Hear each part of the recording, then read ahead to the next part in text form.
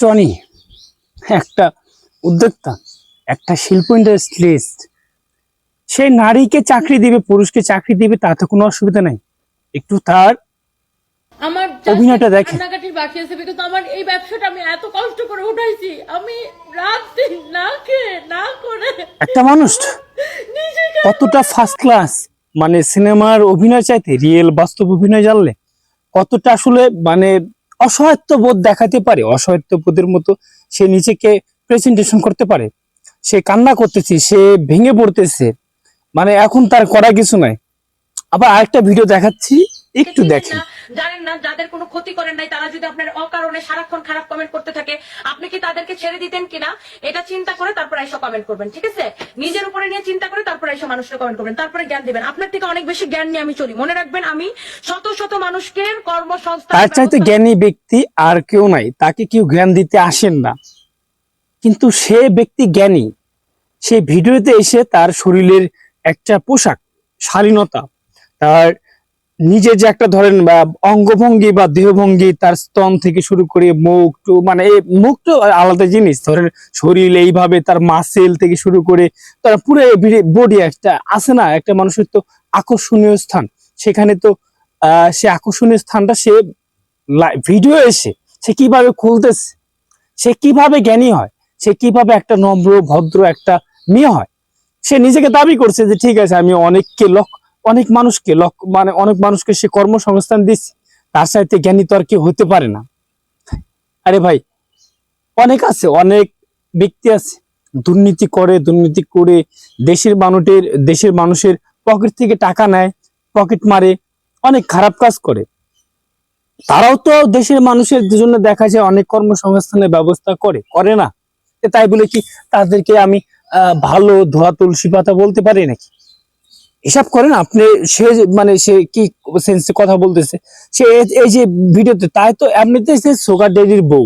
সে তারে তো ধরেন সবাই তার কথাবার্তায় ধরেন অঙ্গভঙ্গিতে প্রায় অনেকে ধরেন সোশ্যাল মিডিয়াটা সবসময় গরম থাকে।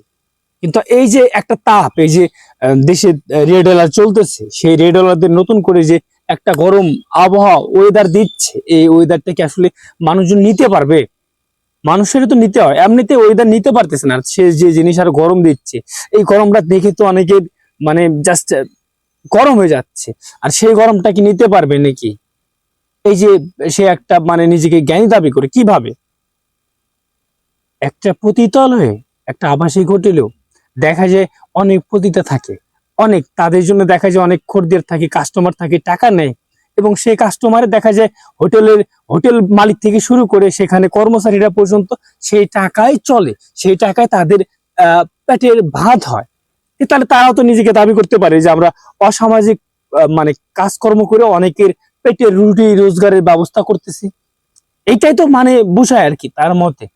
তো তোমার মতো মানুষ মানে বলতেছে যে এখন টনি, যে বিশেষ করে গুলিস্তানের পোশাক মানে আমদানি করো, গুলিস্তানের পোশাক মানুষকে দাও, সেটা পাকিস্তানের নাম লেবেস ব্যবহার করে ইনকাম করতে পারো, তাতে তো সমস্যা নাই। তুমি পাকিস্তানের পোশাক গুলিস্তানের নামে বিক্রি করলে তো ভোক্তা অধিদপ্তর তোমাকে তোমার অভিযান চালাবে। তুমি বলতেছো আমাকে তো নোটিশ দিয়ে জানানো উচিত ছিল। কেন নোটিশ দিলে? তুমি যে কাপড়গুলো তুমি পাকিস্তানের নামে চালাইছো, সেই কাপড়গুলো কি মানে লুকায় রাখতে না আড়াল করতে, নাকি তোমার সমুদ্রে ডুবাইতা? কোনটায়?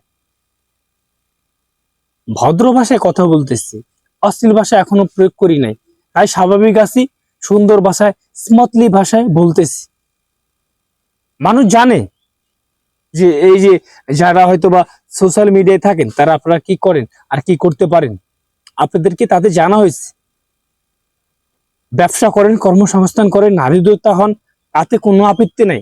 কিন্তু নিজেকে জ্ঞানী বলার আগে একটা বার ভেবে দেখুন, আপনি যে মানে ল্যাংটার মতো এসে পোশাক খুলে জাস্ট ভিডিওতে দেখাচ্ছেন, মানে ব্রার মতো একটা জিনিস, টি শার্ট বলেন যেটা বলেন, সেইটা তো কোন যুক্তিতে আপনি জ্ঞানী নিজেকে দাবি করেন?